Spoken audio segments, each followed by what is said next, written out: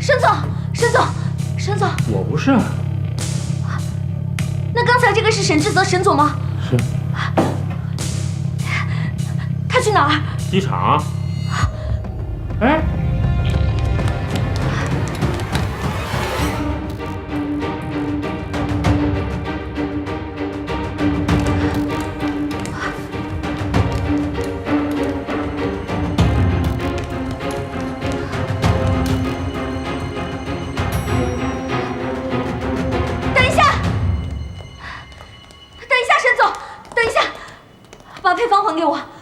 对不起，你是哪位？我是你们公司张允的女朋友。我知道你可能不认识我。你是蓝针的销售，所以你一开始就想好了利用张远从我这里拿到蓝针的配方。你说反了，是张远找上我们，说他女朋友想卖配方。我没有，那不是我个人的东西，那属于蓝针的，我怎么可能会卖？你应该去找张远，而不是来找我。我找不到他了，能不能把配方还给我？钱我们已经付了，配方已经注册，这笔交易已经完成了。多少钱？我问你给了张远多少钱，让他做这样的事情？你是想问你们的感情值多少钱吗？对不起，可能没你想的多。你混蛋！为什么要做这样的事情？这只是一笔交易，你卖我买，很公平。不公平，这对我不公平。那不是张远的东西，他没有权利卖，那是犯法的。那请你去找张远，这件事情跟我没有关系。凭什么？你们这些人明明已经有了那么多，但为了得到更多，不惜把别人踩在脚底下，到头来一句没关系，把自己变得干干净净，别人誓死生活都跟你没关系，凭什么？凭什么？请你冷静一点。我真的有事情，现在真的要走，对不起。我求求你，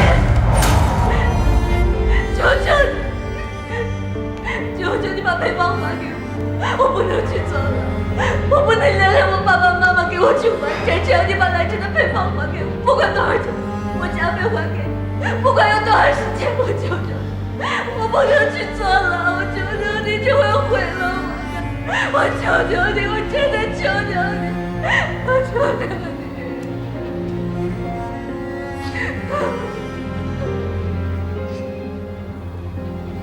对不起，你的人生我管不了。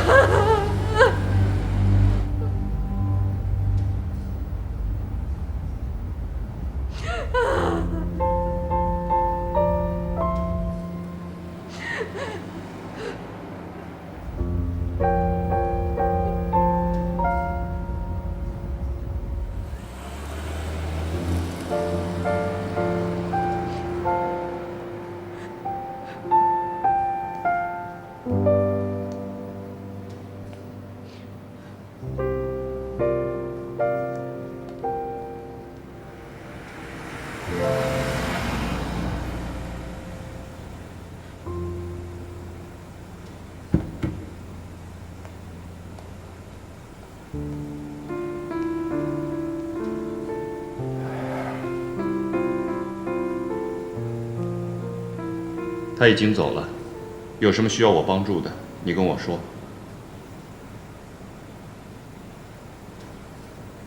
他已经去机场了，不会再回来了。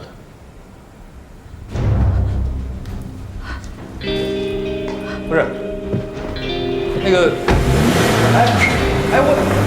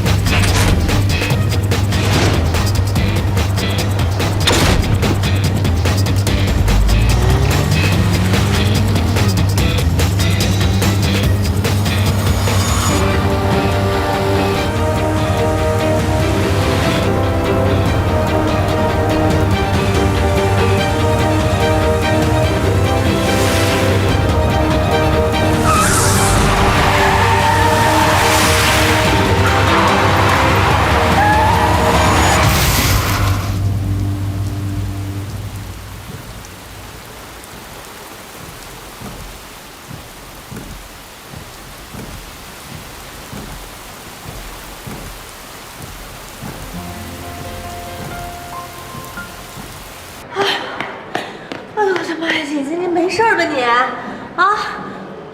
呀，都撞青了，其他地方都没事吧？啊？说你开谁的车呀？这你去机场干嘛去啊？说话呀，撞傻了啊？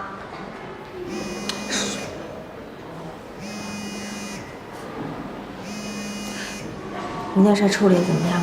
老赵可什么都能干得出来啊！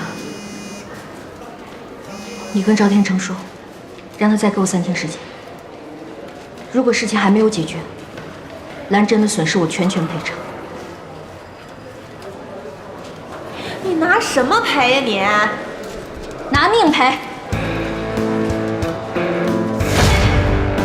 说吧，你到底来干嘛？告诉我，张远到底在哪里？我不知道。我要是知道，我上一次就会告诉你。你跑这么老远，为的就是这个？不然你以为我为了什么？为了根本就不是我自己犯的错误，苦苦的哀求你，求你可怜可怜我，求你把配方还给兰真。我要说清楚，这件事情不是针对你个人的。没错，我承认，在抢占配方这件事情上面，迪欧的手段并不光明正大，但是这也是没有办法的事情。现在迪欧赢了，这就说明了一切。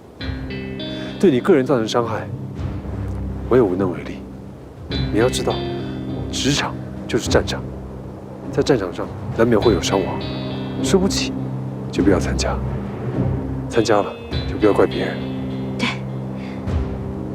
像你这种人，我的人生对你算什么？输赢对你来说才是最重要的，我这点牺牲，对你来说微不足道。你怎么说都行。如果今天站在你面前的是小雨，因为你要去坐牢的是小雨吗？如果是宋小雨，她被最亲的人背叛，倾家荡产，甚至要去坐牢，她站在你面前苦苦的哀求你，还会像刚才那样无动于衷，说一切都怪她自己吗？话说的那么好听，不过是为了你自己的自私和卑鄙找借口罢了。你们在说什么啊？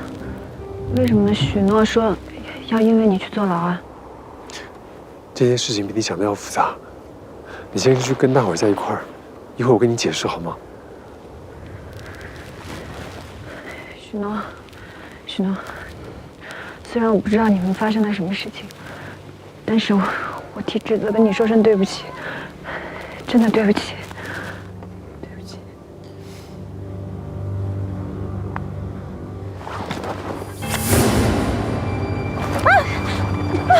哎，你干什么？事情变成这样都是因为你。反正我现在一无所有了，那不如就跟你一起葬在这里。反正在这种地方，荒无人烟的。但是你刚才说过的一番话，让我改变了想法。对啊，职场的事情谁知道呢？你对我造成的伤害，是我个人的事情。那既然如此，也让你体会一下。体会一下自己最爱的亲人在自己生命中突然消失的感觉，体会一下绝望的感觉，体会一下一无所有的感觉，也让他体会一下，明明不是自己犯的错，偏偏要付出惨痛代价的感觉。我警告你，放开他，我们还可以商量。没得商量，一切都是因为你，知道吗，沈之泽？一切都是因为你。既然在战场上就应该明白这个道理，既然参加了，就别怪别人。要是害怕，就不要参加。放开他！你这是在求我吗？还是在威胁我？你刚刚不是说的好好的吗？你刚刚不是还一副趾高气扬的样子吗？啊！跪下！跪下！不要，许诺，我求求你不要这样，不要这样好吗？求求你，有什么事我们好好说。放开他！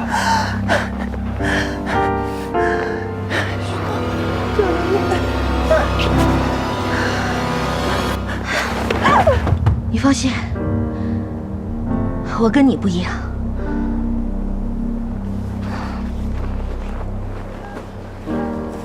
没事吧？我没事。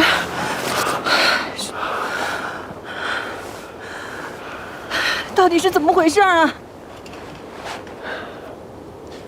之前我们用了不正当的手段取得蓝针的配方，可是如果不这么做的话，我妈就不会答应我让我离开迪欧，也不会答应我让我解除跟于曼妮的婚约，跟你在一起。可是这样对许诺太不公平了。我不希望我们的感情是建立在伤害别人的基础上，我更不希望我的丈夫为了我们的感情变成一个卑鄙又自私的男人。你快去找他，千万不要让许诺做傻事儿，还有，不要让他坐牢。可是他刚刚想要伤害你，我不能允许任何人伤害你。他如果想伤害我，现在还能站在这里吗？你就是这么善良。那我去找他，你在湖边等我。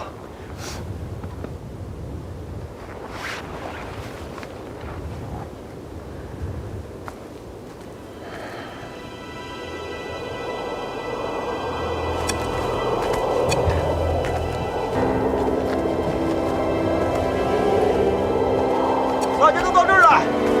现在啊，是这样啊，我们呢接到通知，马上就要变天了，很可能呢有暴风雪。现在啊，再强行往上走呢，会有很大的危险。雍队长，我们呢通知准志泽，现在就返回大本营啊。等天气好了之后呢，咱们再来攀登。大家下山的时候啊，注意安全啊！清点人数，准备下山。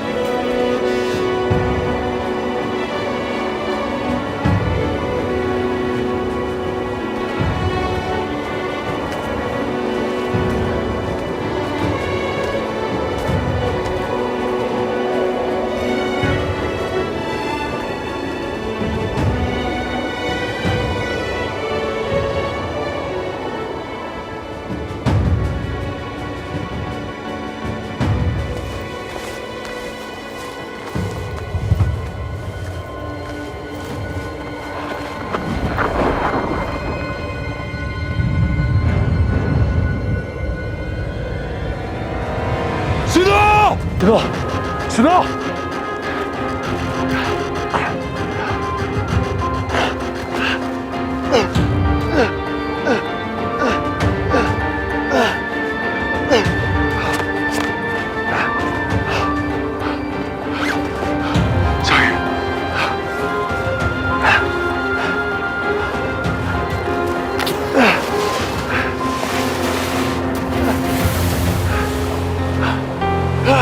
小雨，小雨。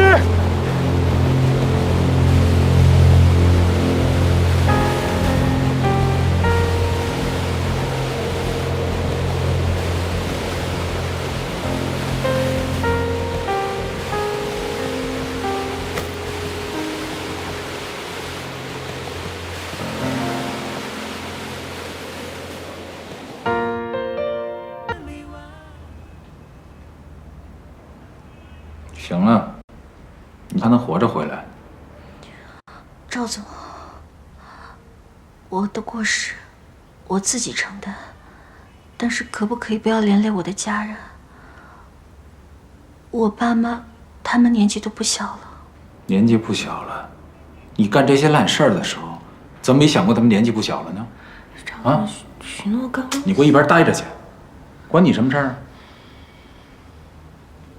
我跟你说，许诺，现在算你命好，迪欧已经找人跟我谈了，他们决定不投产韩烟了。真的吗？太好了！好什么好啊？他们不投产了，但他们注册了专利，这就意味着咱们现在也不能投产了。你知道我为这个项目投进去多少精力和时间吗？里外里搭进去多少钱吗？行了，你也甭进监狱了，你给我踏踏实实的留在蓝针上班，什么时候把我的损失补回来，什么时候走人。谢谢赵总，谢谢赵总。你还笑得出来？从今天开始，你的工资降80%，奖金全免，3年之内不做变动。啊？啊什么啊？你是不是想跟他一样啊？是不是？还有啊，你现在生病，所有的医药费，公司不给报啊，这个不算工伤。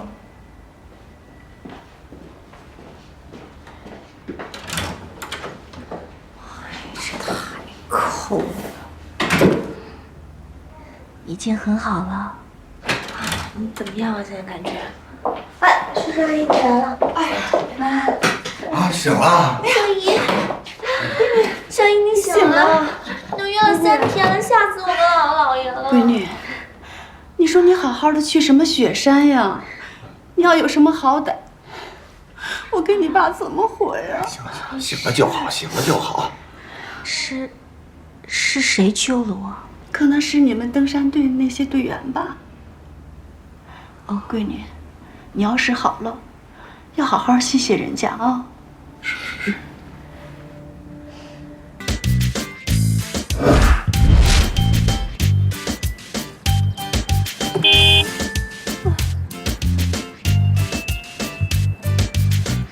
嗨，你怎么来了？妈呀，姐姐，守了3天3夜的你啊！至于为老赵这么拼命吗？你现在可是白打工呢啊！哎呀，应该的。哎呀，也是啊，3年了，你说这3年你给公司带来这效益，整不好你还真能涨工资。来吧，吃点早点吧。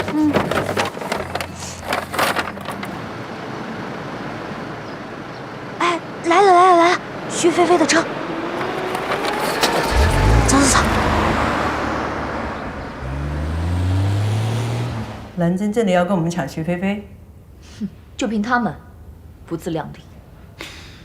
这3年蓝真的势头很强，占了我们许多的销售份额，我觉得还是不要掉以轻心的好。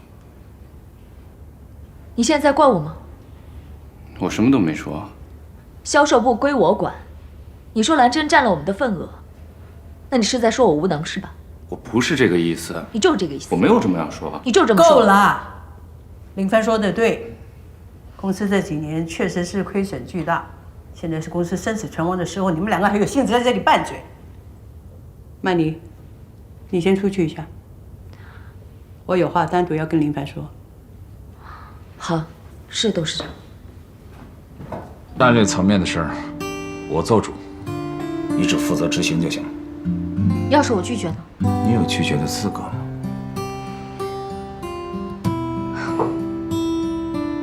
赵总，3年期就要满了。3年前你可怜我没有起诉我，我全部都记在心里。所以这3年以来，我拿着实习生的工资给你当牛做马，带来几个亿的收益。我想该还的我也还清了吧。我是真的为蓝真好。徐菲菲的事情您再考虑考虑，考虑好了叫我。站住！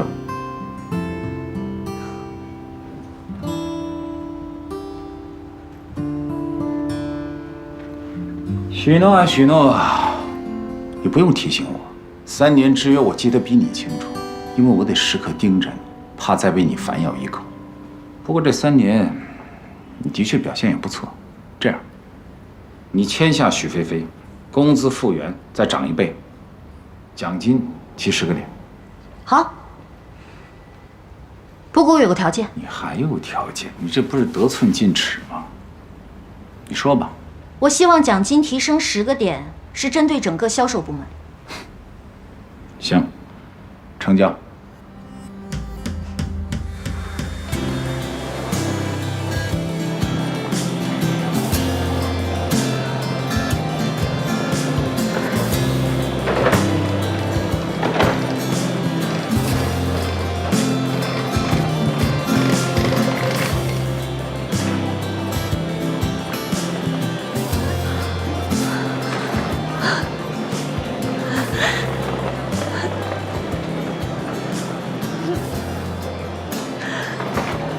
你回来了，终于回来了。我妈怎么样？她很好，阿姨在办公室等你。快走。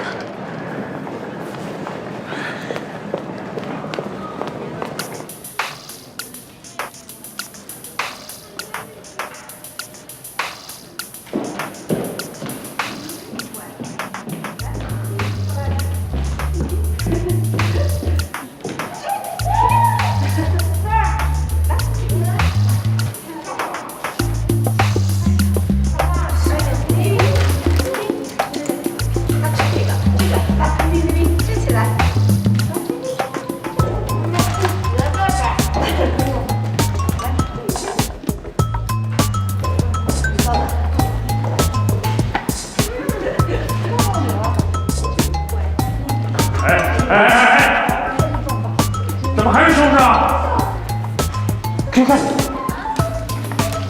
啊！速度慢，你们都不看邮箱吗？啊，昨天就给你们发邮件了啊！什么邮件？沈总马上就来了。沈总回来了。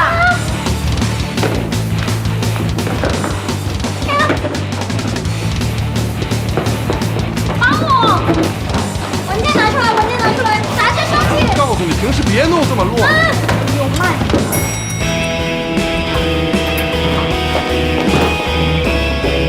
林总，林总。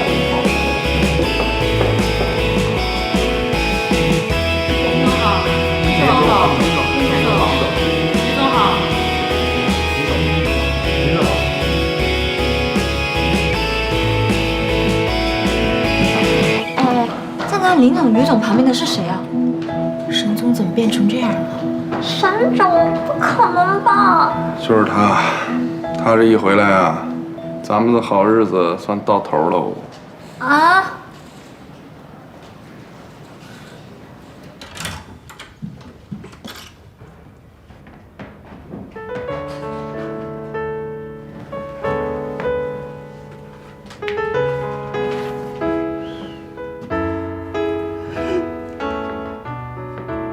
志哲，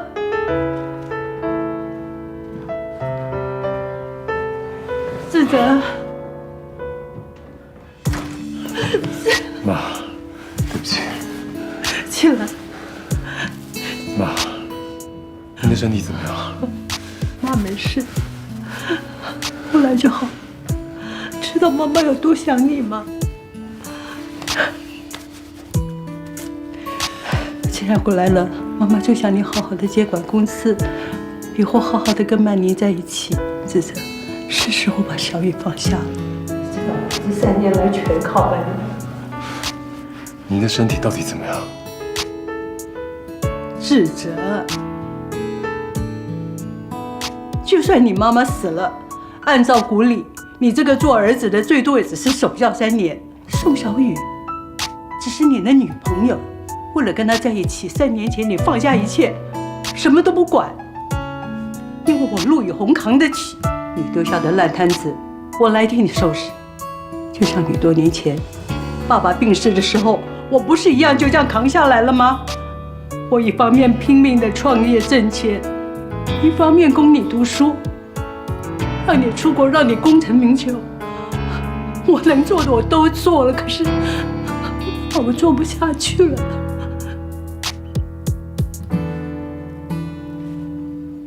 你放心，我回来了。志哲，迪欧是妈妈一生的心血，绝对不能垮。我知道该怎么做。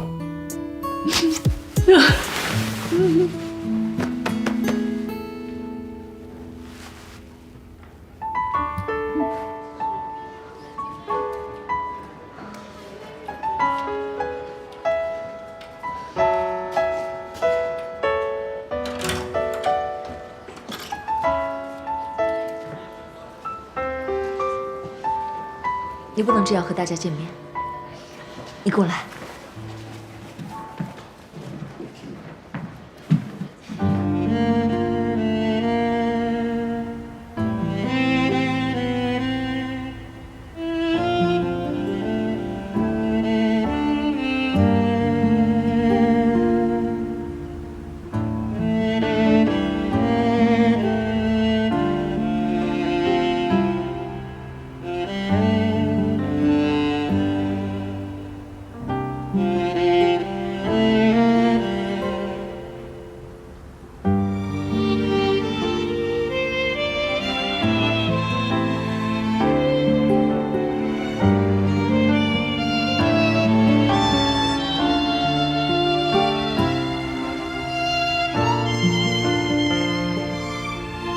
我用什么才能留住你？我给你狭窄的街道，绝望的落日，还有孤村的郊月。我给你一个个久久地望着孤月的人的悲哀。我给你唯一死去的祖辈，而后人们用大理石祭奠的心魂。我给你我的书中所蕴藏的一切物力，以及我生活中所能有的男子气概。的幽默，我给你一个从未有过信仰的人的忠诚。我试图用困惑、用威胁、用失败来打动你。我该用什么来留住你？安妮，这3年来，你辛苦了。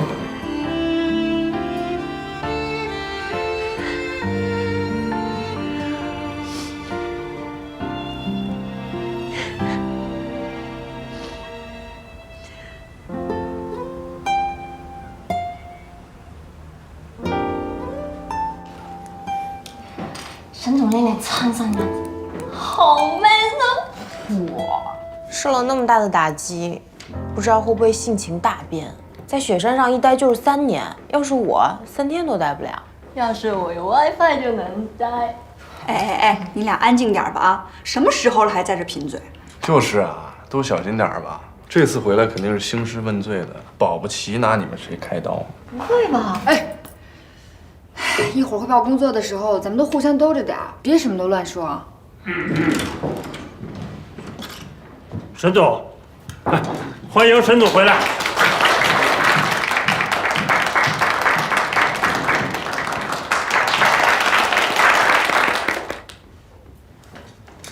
啊，接下来大家说一说目前公司的情况，啊，看看谁先说。那我先说吧。从我们财务部门的账面上看，这次的损失是前所未有的，连续4个季度的销售额下滑，本季度应该到账的8000万应收款迟迟没有到账，公司现金流吃紧，还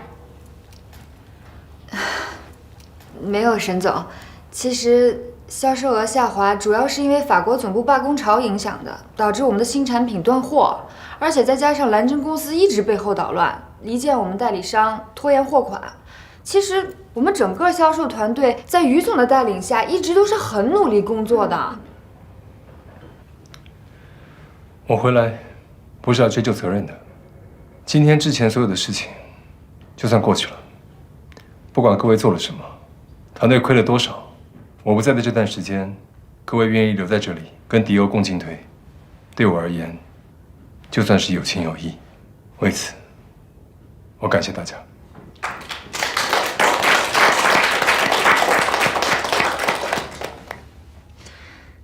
沈总，不计较之前的事情，不代表这一切就过去了。公司销售下滑，我得负最大的责任。所以签下了徐菲菲做代言的事情，我们一定要拿下。这件事情，我会全力配合于总。我希望各位跟我们上下一心，这样子代理商跟团队的信心自然就会回来。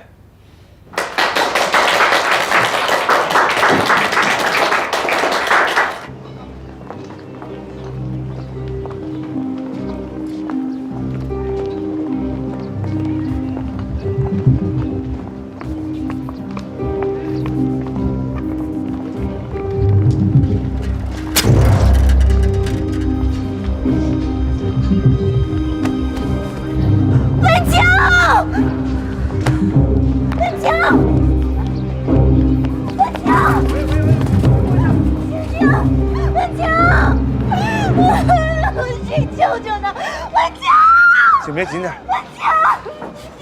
你行不行？来，看，过了。来，让。来，菲姐辛苦了啊！把衣服给披上来。大家准备放饭吧啊！身体重，又碰了眼睛。哎，没事。菲菲姐演的真好，是吧？啊，特别好，辛苦了。坐。手机给我。菲菲姐，我知道你们这些大明星在外地拍戏，特别想吃些家常菜。你看，螃蟹、东坡肉，还有这个鱼翅，看看合不合你胃口？都是我爱吃的。费不小心思啊。这谁呀？菲菲，我给你介绍一下啊，这位是迪欧的副总曼妮姐，她这次来是特意跟咱们谈这个品牌代言的事儿。是啊，其实我跟您的经纪人谈过了，请您放心，我们公司也是行业内的大品牌，所以这个合同放在你们这边，希望您好好考虑一下。放着吧，回头我看看。好，那你好好休息。老大，是我没有说清楚，还是你没听明白？我再重申一次，这3年公司变化特别大，公司内部管理混乱，账目不清，销售额逐年下降，现金流吃紧，公司员工缺乏激情，没有创造力，整天在那混日子。我们全国3000多个卖场，只靠法国那几个1线品牌在那撑着。如果法国跟我们终止合作，那迪欧面临全面崩盘。这一切都是因为于曼妮，她能力实在有限，你还让她管公司？好，那你管。老大，你不是吧？开什么玩笑啊！我是学法律出身的，我在公司帮你全都是因为出于兄弟情谊的，还是得你来。3年了，市场变动很大，我需要时间了解市场，了解对手，甚至了解今天的迪欧。那你不能让于曼妮乱来吧？哦，还有那李楠、Peter 他们，整天围着于曼妮在那拍马屁，但一办正事一点都不灵。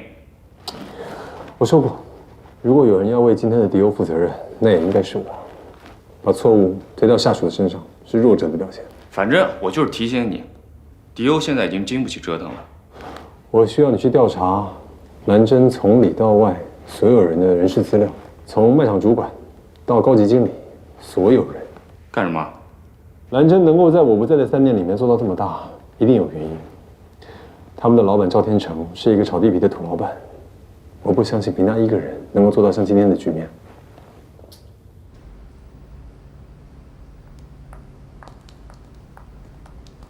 通告排得太不合理了，一天换3次妆，哪受得了我这皮肤？菲菲姐，你来了哟，保养工作做得不错嘛，你挺会抓紧时间呀。哎，菲菲姐，要不你也来一张吧？你这整天又化妆又卸妆的，对皮肤伤害特别大。什么面膜啊？哦，就这款，特别好用，我用过了，您试试。给我试试。哎，菲菲姐。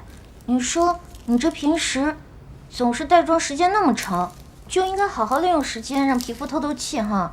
这款面膜啊，我一直用，你知道吗？特别水嫩。这个敷的时间久了之后啊，皮肤不但保湿，而且啊还有紧致的效果。用久了，这个皮肤就跟婴儿的皮肤似的。真的？嗯，我试试。哎，不过话说回来，像你本身的皮肤底子就那么好。你说你这是怎么保养的呀？我都特别羡慕。你这整天的又是拍大古装又化大浓妆的，皮肤还能保持那么水嫩。你给我分享分享你这个护肤心得呗。哪有你说的那么好啊？有那个什么吹弹可破啊，肤若凝脂啊，就是形容你这样的皮肤的。你这小嘴还真甜。哎，你演什么的呀？其实我不是剧组的演员，我是蓝针的销售总监。我想要跟您谈一谈代言我们公司产品的事儿。哎，你怎么回事啊？谁让你进来的？你懂不懂规矩啊？什么蓝针这针那针的？我们家菲菲这形象跟你们蓝针符合吗？别在这瞎捣乱，赶紧走，出。菲菲姐，哎，对待女孩子嘛，别那么粗鲁。哎，你叫什么名字呀？啊，我叫许诺，一诺千金的诺。许诺，行，你把合同搁在这儿，一会儿我看看啊。哎，你给我吧。我来。那我给您放这儿了啊。你别再瞎许诺了，赶紧走。这人挺逗的哈。逗，这合同先给我看看。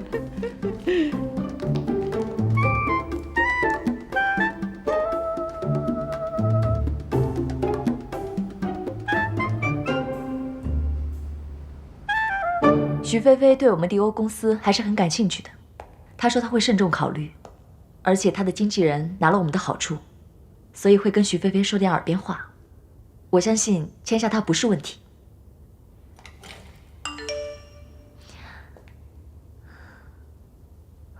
坏了，徐菲菲的经纪人说，蓝针也在找她做代言人，而且她比较倾向于蓝针。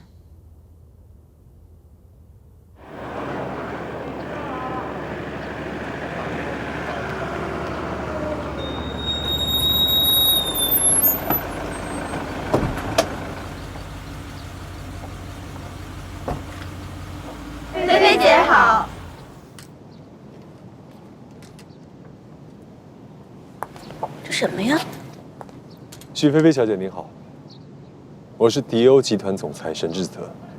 我们非常希望您能够帮我们代言，如果您愿意的话，您出席戛纳的11套礼服以及珠宝，我们将全部赞助。此外，我们会为您量身定制属于你个人的私人美妆用品。至于代言费，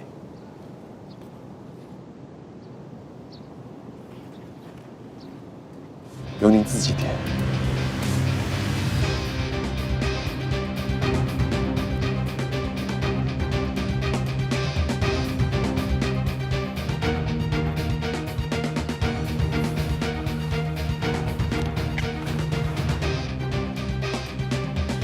演戏终归是演戏，此时此刻，您才是真正的女皇。我想跟您再谈谈关于我们这个代言人的事情。哎，菲菲姐，你干嘛呀？我想跟她再谈谈关于代言合作的事情。不是，我说许小姐，你怎么那么没皮没脸呀？我跟你说过多少回了，你们家兰真那东西跟我们家菲菲形象气质不符啊！我也挺忙的，那下次再合作，我先走了。我知道你们要签约迪欧了。你知道了呀？你知道你还来捣什么乱呢？人家那是迪欧一线大品牌，你那什么东西啊？人家给什么条件呢？是，麻烦你帮我把这个转交给菲菲姐，让她看看我开的条件，兴许比迪欧更吸引人呢。啊，提醒一下，一定要让菲菲姐亲自打开。走吧，走吧，走吧，走吧。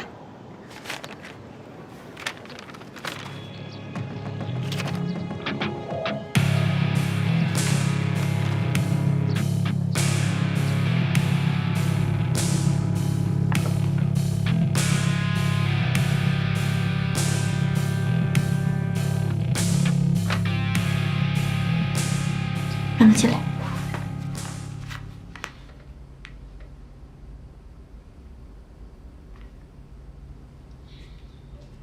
菲菲，菲菲姐，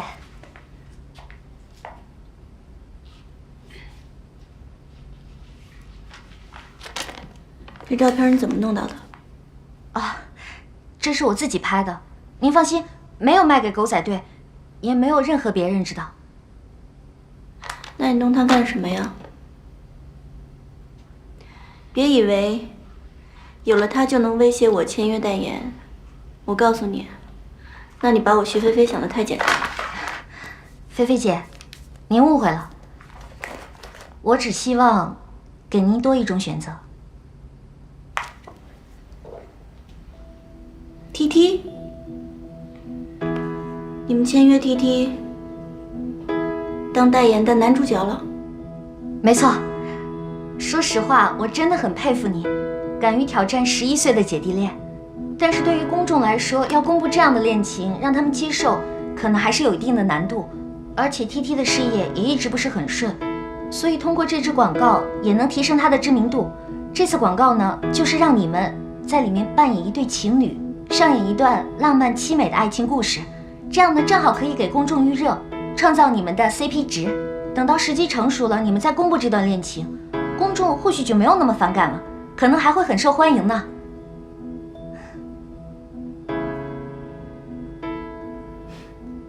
真没想到啊，你竟然能想到这种办法。哦，对了，为了配合 TT 的形象和定位呢，我们特别安排了新推出的花语年轻系列，为你们量身打造。到时候的宣传力度一定是行业里面最大规模的，我们很有信心将你们打造成新一届的国民 CP。所以菲菲姐，您是同意为我们代言了吧？我跟你说啊，这钱对现在的我来说根本就没那么重要，你知道吗？我就是那种感情大于天的人。真没想到，你们竟然能抓到我的软肋。这照片必须得销毁啊！在我跟 TT 没有公布恋情之前，绝对不能外露，要不然我会索要赔偿的。必须写进合同里。好的，好的，我们是有职业道德的，一定会保护好你和 TT 的恋情。而且我个人也是真心的祝福你们可以幸福。啊，菲菲姐，我有一个小小的要求，我能不能跟你自拍一张？我只发朋友圈，不发微博的。来吧。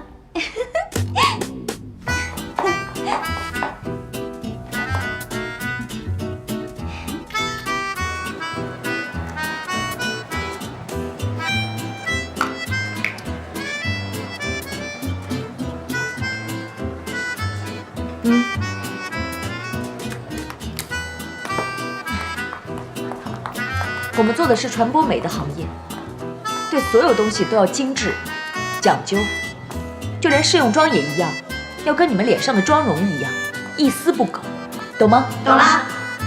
于总说得好，对。做我们零售业呢，要3光才能开门大吉。哪3光你们知道吗？不知道。第1光，产品要光鲜；第2光，卖场要光洁；第3光，就是面有荣光。这就是天地人3通3达的商道，懂了吗？懂啦。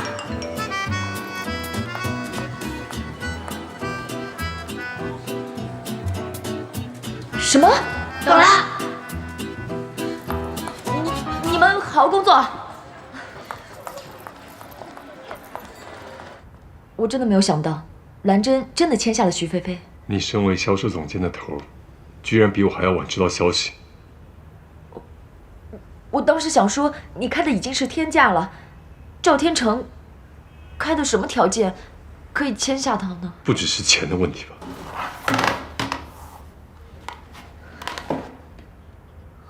这次我之所以选择代言兰真，是被她的广告创意所打动。兰真将以时之微电影系列代替传统的广告，为新产品做宣传。这个手法很新颖，很时尚。男主人公呢，又启用星际的小生 TT。我个人一直想跟他合作。这不可能啊！一笔代理费拍10几支广告，他付出的时间和精力，性价比这么低，他这么聪明的人，怎么可能这么做呢？这不就是你应该去调查清楚的事情吗？是。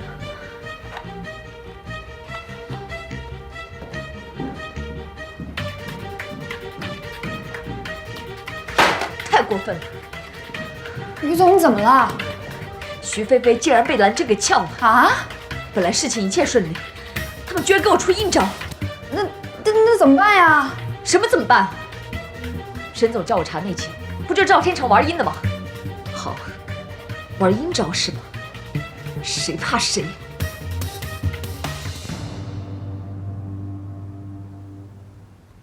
徐娜，现在很有一手嘛，利用小男友让徐菲菲就范，你跟着我可真学了不少东西。其实我签下 TT， 并非是给徐菲菲当诱饵。徐菲菲的年龄感对我们花语系列实在是太勉强了。可是 TT 比她小11岁，而且呢又是刚出道的，我是想要通过她来强化我们的品牌定位。你不用给我上你那套营销课，这种技术层面的东西我不管。我让你签下徐菲菲，不是想跟谁斗气，我是想让投资商和我的同行看看，现在化妆品行业的老大是谁？是我。我有能力主宰一切，现在所有最好的资源全在我的手里，懂吗？我懂，我牢记在心。赵总，那现在您可以兑现您的承诺了吧？承诺？什么承诺？你答应我的，你说只要我签下了合同，你就给我们整个销售部提高10个点的提成。我有说过吗？就在这间屋子里，你就坐在这儿说的。不可能吧？你有什么证据啊？你有录音？还是有其他人给你作证吗？你明明答应我的。哎，许诺，我刚刚才夸奖你，我说你学聪明了，进步了，你怎么现在又变回天真无邪呀？职场没有白纸黑字，你也敢信呢？不是赵天成，你……我再给你个建议啊，你不要幻想成为英雄。这个公司是谁的？是我赵天成的。你想学会控制我，这辈子都没机会。去吧。你放心吧，你这一份给你留好了。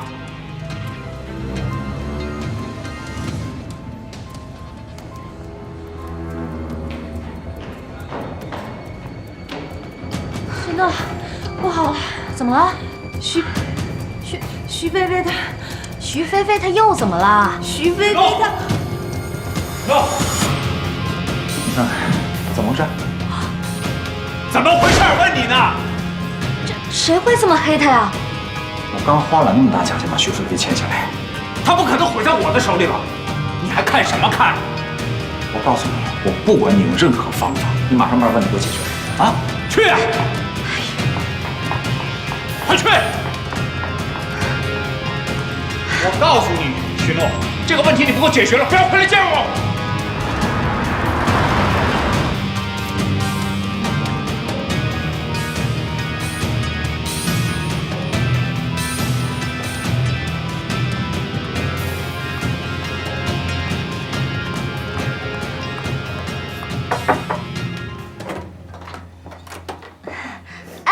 等一下，你还来干嘛呀？不是，我是想来跟菲菲姐解释一下，那件事情真的不是兰真做的。你还解释什么呀？让他进来。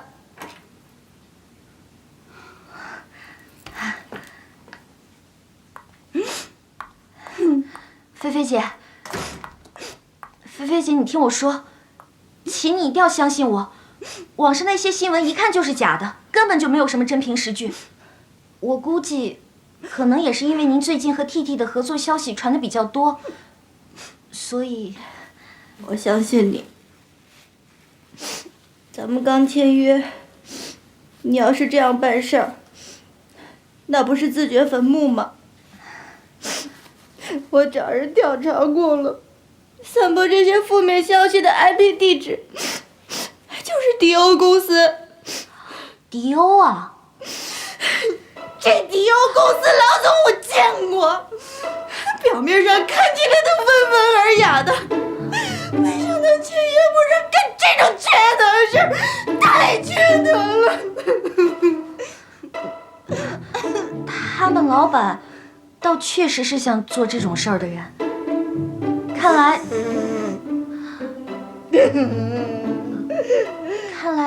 您和 TT 的这个恋情，网上这么造谣你们的负面新闻，并不是因为掌握了什么实情，而是因为您和 TT 要一块合作为兰真代言。其实菲菲姐，我倒觉得这是一个很好的机会。什么机会？您可以借此向媒体公布您和 TT 的恋情啊！哎，我说你别瞎出主意啊！菲菲坚决不行啊，这太冒险了，我代表公司不同意。你让他说。菲菲姐，事已至此，你敢不敢赌一把？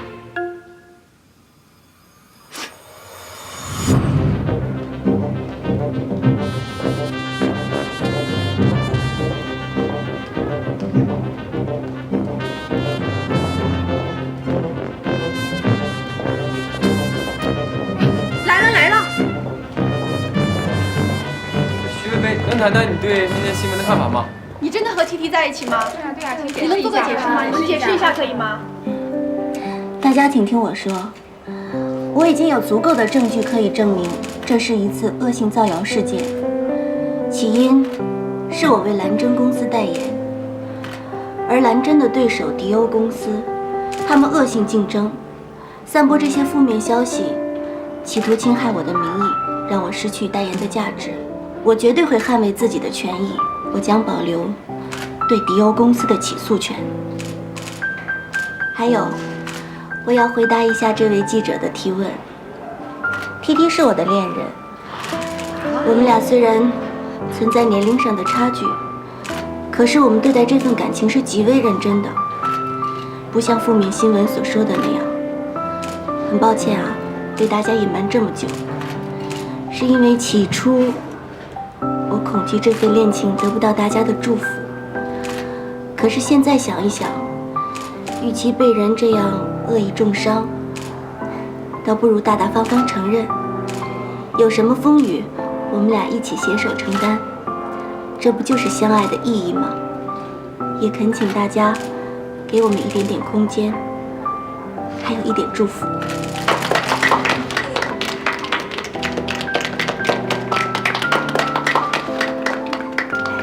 谢谢。这件事是你干的。我的本意是为了迪欧好。于曼妮，从我回来就告诉你，现在的迪欧已经不是3年前的迪欧了。我们不打没有底线的战争。咱们现在怎么办？如果徐菲菲要起诉我们，这赔偿可就大了。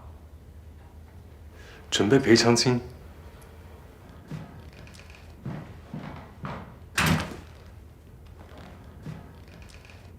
你怎么那么欠呢？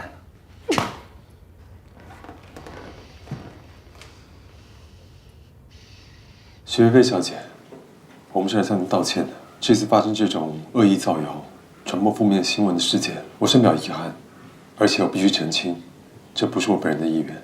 不是沈总的本意，那沈总不是来道歉的，是来叫屈的喽？不，您误会我的意思了。这虽然不是我本人的意愿，但是经过查证，确实是迪欧的员工所为。作为员工的老总，我责无旁贷，我承担一切责任。我们除了会提出相对应的赔偿之外，之前答应过您，您出席戛纳所有的赞助，这个承诺依然有效。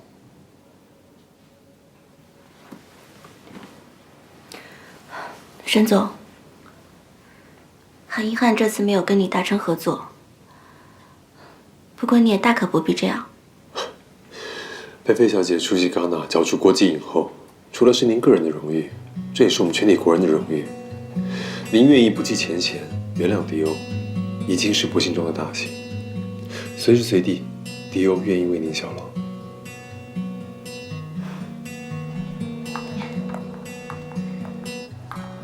许诺，这次这件事谢谢你啊。嗨，这塞翁失马，焉知非福。其实有的时候危机也是一种机遇，就看能不能抓住了。你咋这么有才呢？我以前怎么没发现呢？我这以后得多跟你学习学习。许诺，你看以前对你态度不好，对不起啊。哎呀，娜娜姐，你可别这么说。你看这个菲菲现在也没什么事儿了，你该忙忙你的。你看你天天这样，我都不好意思了。你跟我客气什么呀？现在这个菲菲姐正是难过的时候，我也应该多陪陪她。哎，不起诉不赔偿，处理得太漂亮了。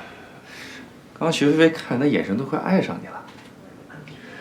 回头你还是要查清楚，兰珍那边负责签许菲菲的人是谁。好。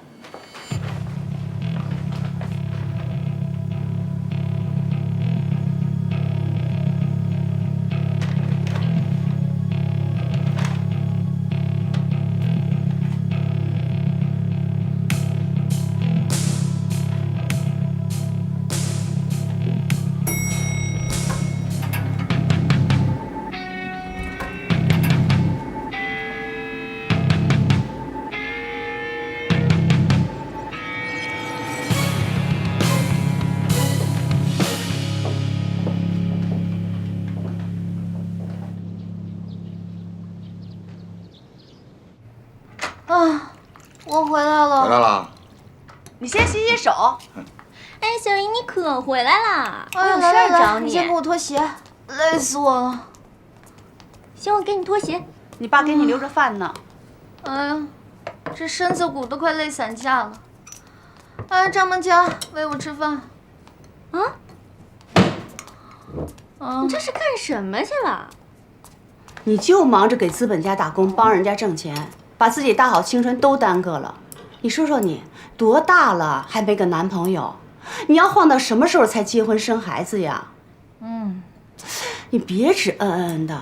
一个女人的成功就是家庭幸福，没有家庭就是失败。你这孩子怎么老这么糊涂呀？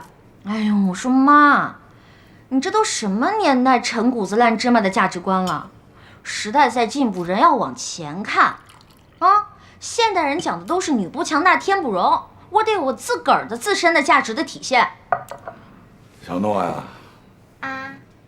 你妈的观念呀，确实有点老，但是有些话还是有道理的。一个女孩子有事业心是好事儿，但是凡事有个度，不能太过。你看你姐年纪轻轻的，早婚早育，把孩子一生，人俩人外国一待，想去哪儿去哪儿，多省心呐。我姐好，她跟她老公俩人在国外二人世界去了，留个张梦佳给我带，你们俩还挺美。那我们也乐意，你不能光想着你什么价值体现，我们就不体现了。我们的价值就是趁着身子骨硬朗，给你带孩子。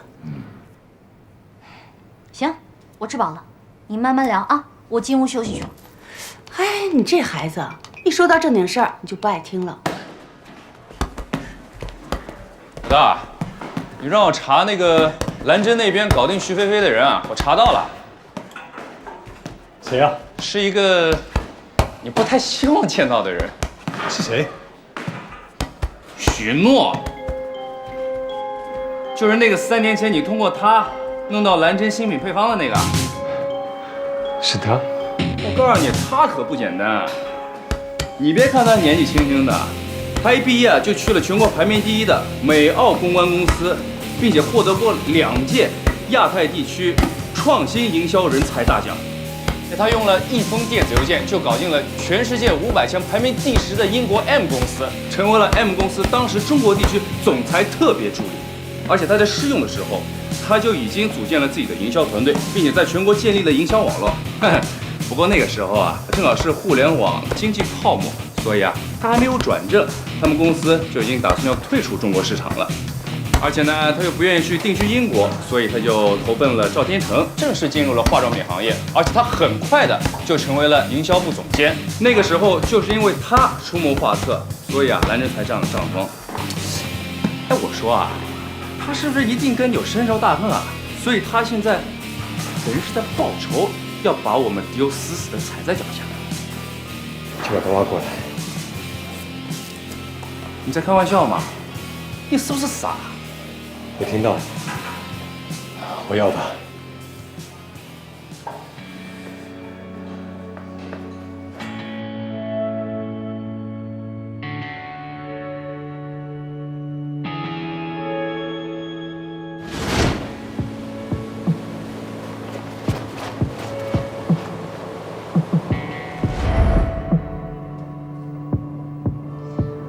到底是谁呢？小姨呀，思春啦！我说你们高中生现在说话风格都是你这样的？不是呀，我这个纯粹是跟你朝夕相处耳濡目染的。去，是不是又缺钱了？你对我这个偏见已经根深蒂固了。我呀，是深知小姨你跟我一样，过的是广大贫下中农的生活。这不，我们社团办了个 cosplay 秀，挣了点楼费，我拿来孝敬您老人家，别嫌少啊，够买你们公司一支口红的。你要给我钱？太恐怖了！你有事赶紧说行不行？别吓唬我。小姨，其实呀，也没什么大事儿，就是你能不能跟姥姥预支一下我下半年的零花钱？我们社团缺经费，衣服很贵的。来，你过来，看着我的眼睛，你觉得可能吗？我才求你嘛，小姨，要不你就说你要结婚，预支一下嫁妆，就说姥姥一开心就把我的零花钱也给预支了，没准姥姥一激动就把咱俩给灭了。不帮就不帮，你就盯着你那个冰山来客吧，能从画里蹦出来跟你结婚啊？你懂什么呀？小姨，你想不想找他呀？当然想了。那登山队就那么几个人，你挨个问一下不就完了吗？我问了，全问完了。那就只有3种可能，要么他是做好事不留名，大家都是行走江湖之人，举手之劳不足挂齿，不屑。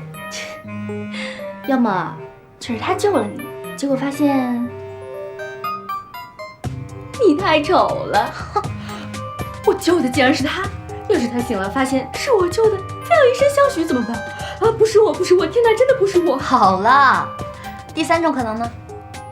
第3种嘛，就是他根本不是登山队的，只是一个路人而已，找错方向了。哎，我最害怕的不是找不着他，我怕的是救我的人是我最不想让他救我的人。小姨，你再说一遍，我没跟上，我不太明白。做你的作业去吧。你不爱理我就用这招，你等着，等我上了大学以后没作业了，你想跟我聊天，我就说，哎呀，我不想理你，找你的男朋友去吧。对了，小姨，你不会等我上了大学还没有男朋友吧？乌鸦嘴！小姨，你看，就算生活向你砸过来，你接住不就行啦？